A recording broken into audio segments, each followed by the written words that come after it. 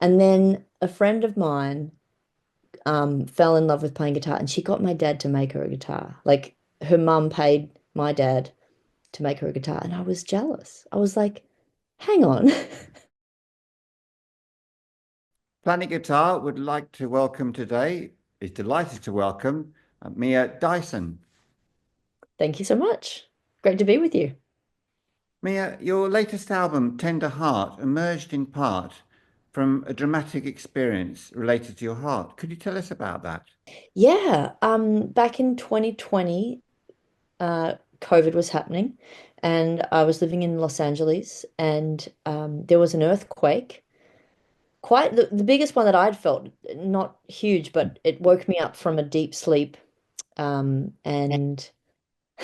and I suffered my heart stopped because of an undiagnosed arrhythmia called long QT syndrome, which I didn't know I had, and I don't remember. Oh, I just remember waking up from the earthquake and then calling out to my husband Carl, who was in the other room. He hadn't gone to bed yet, and the part that I was gone for, he came in and found me not breathing and no heartbeat, and he started um, resuscitating me and called the ambulance, and he was able to resuscitate me, and I got sent off to the hospital during COVID, and turns out I have this diagnosis, and they implanted a defibrillator in my chest. And as you can imagine, I mean, the the sort of close encounter with death was quite intense for both of us. And Carl and I write together.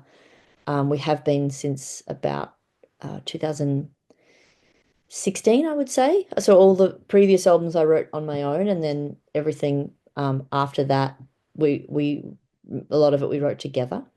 So I was halfway through writing the album Tender Heart, which wasn't called that yet, but when this heart thing happened, and it was a pretty extraordinary experience. I was in a sort of very peaceful, dark place. I didn't see a light. I wasn't in a tunnel, but I was in a very peaceful place, and and then I could hear Carl calling me back, and saying thank you for coming back to me, because I'd started breathing again, and yeah, it was sort of extraordinary, and you know I we wrote about it. I wrote about it, and it obviously, maybe not obviously, but the main sort of initial reaction was just an incredible appreciation for getting to have a second round. Yeah, and so a lot of the album is about thinking about, like thank the song Thank You, thinking about what you would say to a loved one if you were dying, or if you knew they were dying, and how you would want to, I mean, in some ways I want to treat life as like it's all a preparation for death. That's our inevitable destination. And I find that an inspiring idea rather than a depressing one. Um, it inspires me to live well now, because it could be taken away at a moment's notice, as happened, or could have happened for me, because of something completely out of the blue, you know. The lyrics, thank you, I love you, forgive me, I forgive you. I mean, there are several tracks which allude on the album to this moment. But for me, and I think a lot of listeners, that one really struck home. It really hits hard. I'm so glad it's very meaningful for me.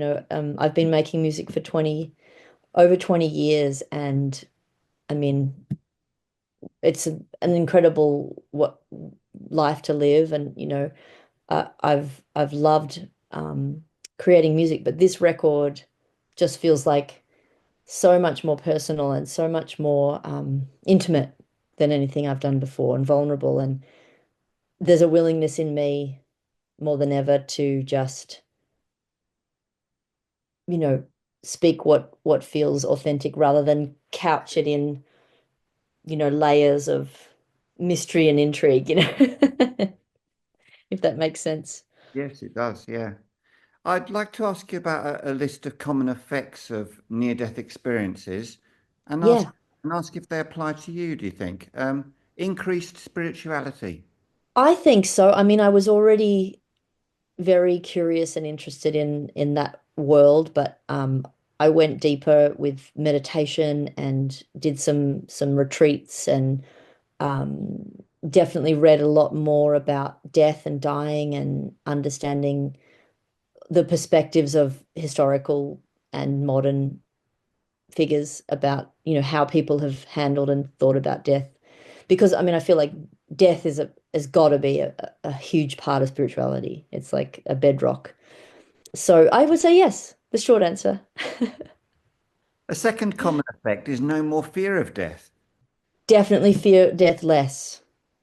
Definitely fear death less, which is amazing. I mean, I still don't like the idea of suffering, you know, painful experiences, whether you die from them or not, but like physically, I'm not, I haven't lost my fear of, you know, having my legs torn off in a car accident or anything and then dying, but the actual idea of my life ending Mm, and that being, and me being gone and, by definition, that's gone forever, that's gone for infinity. mm. That doesn't scare me like it used to. Yeah. Okay. And the last one is post-traumatic stress disorder. It's 3 out of 3. 6 months after the 6 months after the heart thing, I was actually really at, immediately after the heart thing, I was surprised by how well I was handling it because I had to have these operations, two in the end because the first one didn't work to get the heart, um, the wires into the right place in the heart that would allow the defibrillator to work if it needed to work.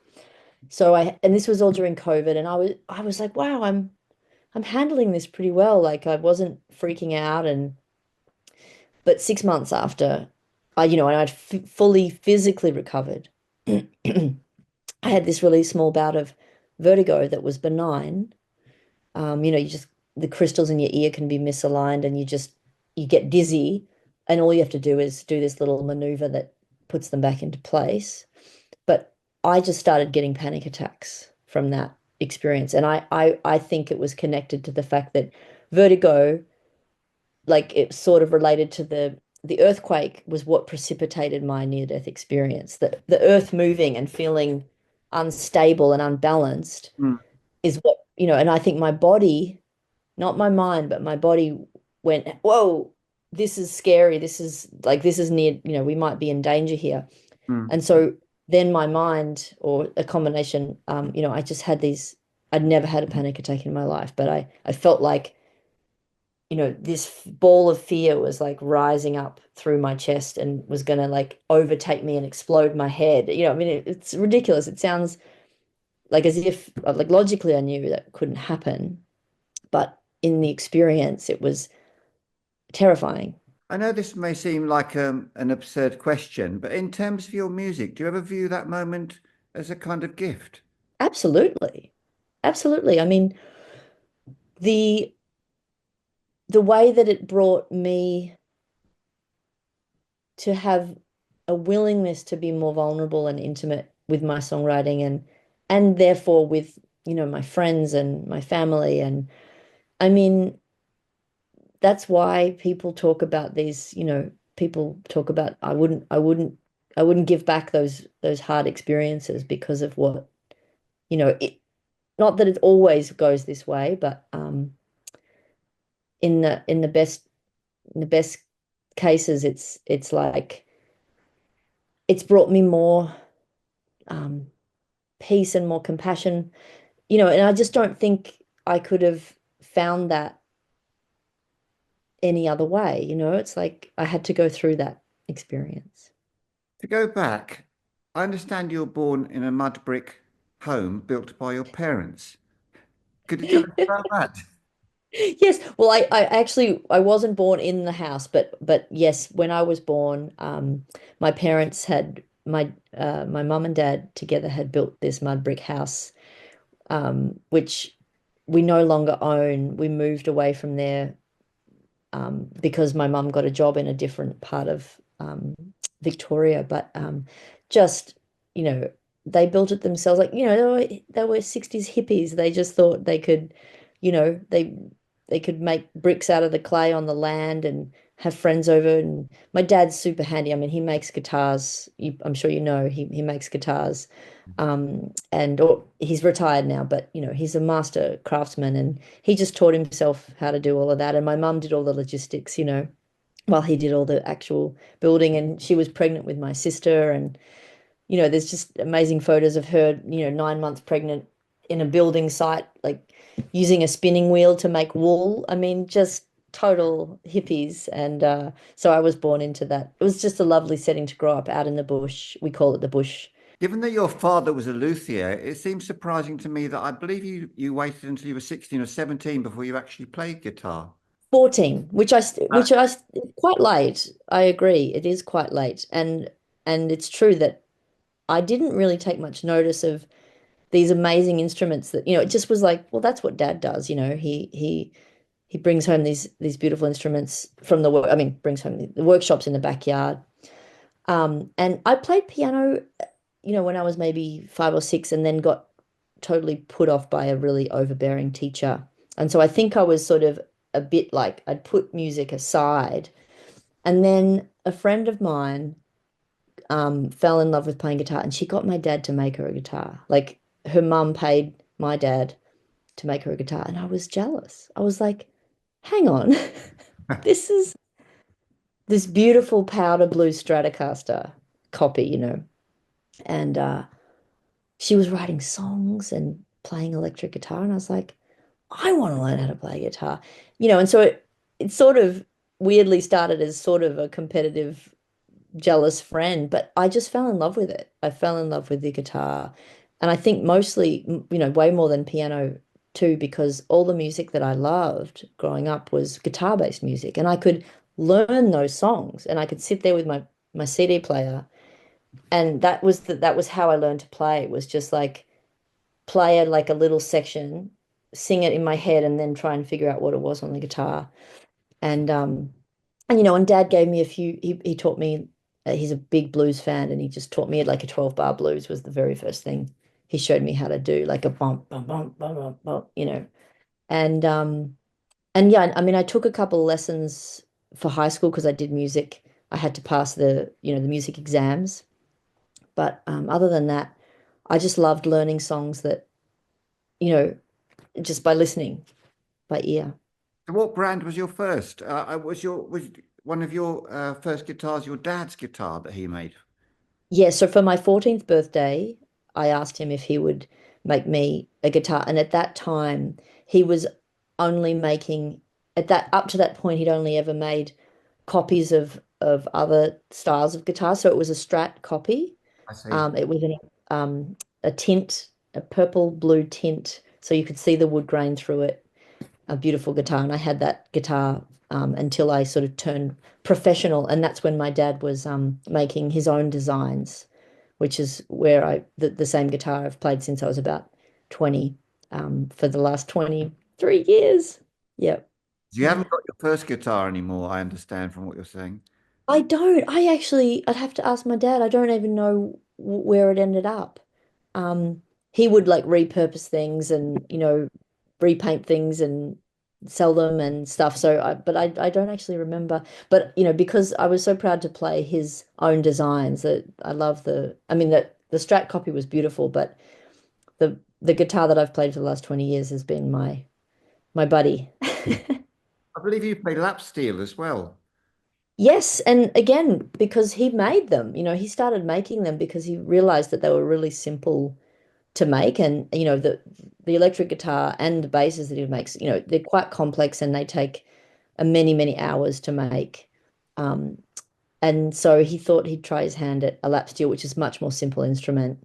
And so you know, I loved like Ry Cooder and Bonnie Raitt. They were, you know, these slide players, although they don't play lap steel, they play slide like this, but still the sound really drew me. And and I thought I'd, you know, try it out. And I wrote like quite a few songs on it, but because it's in open E, my one, it's like there's a limit to, I think, as an accompanist, you could play it forever, but as a songwriter trying to write on it, there was only so many songs I could get out of it. And then, of course, your other instrument, which is often overlooked, your incredible voice. Um, Ah, I was gonna like, what's he gonna say? when did you... Often overlooked even by me. Yeah, well, exactly. When did you discover that? Well, again, I started out probably we sang around the house as kids from as early as I can remember, just for fun. Put a record on and just sing along. And I would my first real once I played guitar, I would just like imitate other singers. So like I would listen to Prince and try and sound like Prince, and just like I was with guitar, I was trying to like get what are they doing? How are they doing it? And so it took a few years for me to sort of, I think, start to find my own voice. And I mean, I feel like honestly, I'm still finding it. Like this latest record feels like, a new layer has been revealed. If anything, it's like I feel like I started with all this stuff on top of my voice that I thought I needed to be approved of or make it in the music industry. And I've just slowly been taking those things away to get to what's actually underneath, if that makes any sense. So, not to disparage my younger self, but when I listen back, I hear a whole lot of effort that I'm putting into it I don't, that I no longer, I like to try and find the most natural thing that's coming. And that's not to disparage when I think there's a real place for like making something sound a certain way on purpose. But with my voice and with this record in particular, I just wanted it to be the most sort of direct expression of what was seeming to want to come out. To return to your childhood or to your youth, you Yeah. started gigging and going on the road, and I believe you played in prisons. Could you tell us an anecdote from that time? Yeah, I had this couple of girlfriends who were just keen to bring a little bit of joy to incarcerated women, and managed to convince the prison to allow us to perform in the sort of rec hall of the Deer Park Correctional Facility outside of Melbourne. And for a long time, we'd go once a month on a Wednesday, and sing Suzi Quatro and Pat Benatar and Jailbreak and stuff like that. And it wasn't, I don't think there is a maximum security women's prison. It wasn't a super high security, and we were able to interact and get to know some of the women over time. So I actually got to hear some of their backgrounds and stories, and ended up writing the song Roll Me Out from my second album, which turned out to be one of my most well-known songs ever, actually. Even though, we're talking small time, but still one of the songs that people still, fans still want to hear all these years later.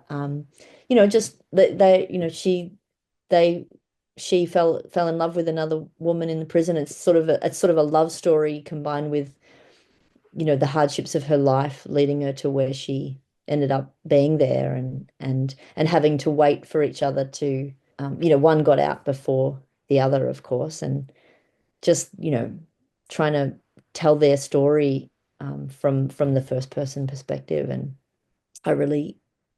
I don't do it as much anymore, but I enjoyed in the early days, like trying to sing as if I was that person and tell their story. You then, over a number of years, of course, you supported Annie DeFranco, Eric Clapton, Stevie Nicks, Derek Trucks, Chris Isaak.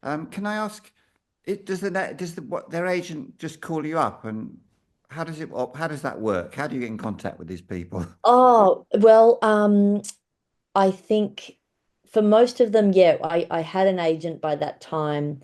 And like, for instance, Bonnie Raitt and Eric Clapton had the same promoter in Australia. And once I did one, I did Bonnie Raitt, who was my hero growing up, as a guitar player. Um, then I think, I was a bit more of a shoe-in for the Eric Clapton. But, I mean, it's luck, it's timing, I wish I could say it was like, oh, they sort me out. And although I have definitely done that myself, found an artist that I loved, and and asked them to come open for me, um on tour. But yeah, I just, I got so lucky with some of the artists I got to open for and meet. When you think of those artists, is there any particular anecdote that makes you smile now? I don't know if it's an anecdote so much as just Chris Isaak was just the most Chris Isaak and Bonnie Raitt. Actually, both of them invited me on stage to play a special song just up, I opened for them, and then and they certainly don't have any obligation to do such a thing. Like we really did get to know each other and spend some quality time together. And so to be on stage with your hero, and with Bonnie, you know, she got me to the first night, she just, like, unexpectedly, I didn't know this was going to happen, she invited me on stage to sing Love Letter with her. um but then, because we were doing a series of dates, she said, next show we'll get your amp on stage and you can play guitar as well, and we'll pick a song that we can do together, which we did. And I'd never done this with anyone, but she turned her back to me and, like, leaned in so that we could do the back-to-back guitar, which is like the classic rock and roll sort of. So yeah, that's a good anecdote, I reckon. Yeah, it's a lovely anecdote. Thank you. Um, Good. I believe your songwriting process has changed quite radically, really, since you were young. Could you tell us about that? Yeah, I mean, the thing that's remained true is that I've I've not always stuck to it, but that I've very early on I realized that songwriting for me needed to be a discipline. It couldn't be just a waiting around for inspiration and hoping for something to happen. I needed to sit down daily and have a practice that I stuck to, or at least stuck to as well as I could. Um, Funnily enough, I the time that I commit to it has gotten shorter, but only because I find that I used to sort of be spending a lot of time, but not actually being productive, if that makes sense. So now when I sit down to write, I'm immediately, I'm really there for it and I'm present. So I can get a lot more. It's not about like being productive in the sense of like writing a lot, but like just engaging with, um, I guess, the muse in a way, you might call it. Um, Well, I was just thinking that at some point you discovered that your husband was a poet, and oh, yes. Yes, that's the bit that's changed dramatically, which is, I mean, I still write alone, as a practice every day. But indeed, many years, I mean, I knew he was a poet from when I met him, but it wasn't till about 4 or 5 years into our relationship that it occurred to, I think it to him, I can't remember who, maybe it was him, that, well, hang on, you're a poet, I'm a songwriter, like maybe we could write together. Because and I'd always found co-writing quite difficult, so I think that's probably why it hadn't occurred to me. So we tried writing together, and it was quite magical for me. I mean, he I mean, he has a way with words that I really admire and love, and unlike a co-writing session with like a random stranger, or someone you put in the same room with by a publisher, um, you know, I'm the one who's going to sing the songs ultimately. So I do have veto at the end of the day. So it's not just a sort of, we're not trying to do some sort of perfect 50-50 thing. It's like whatever serves the song. And so I'll start a song and then I'll bring it to him, and we'll work on it together. Or I'll steal a line from one of his poems, and that's how we've started. We've started songs that way. And it's yeah, I mean, it's just a wonderful, and very late in the game to discover a songwriting partner is sort of just very special. It's lovely. Um, at some point, you moved from Australia to the US and have grown your fan base very well there, I believe. Um, I'd like to ask you though, where is your heart now? Is it in Australia or is it in LA?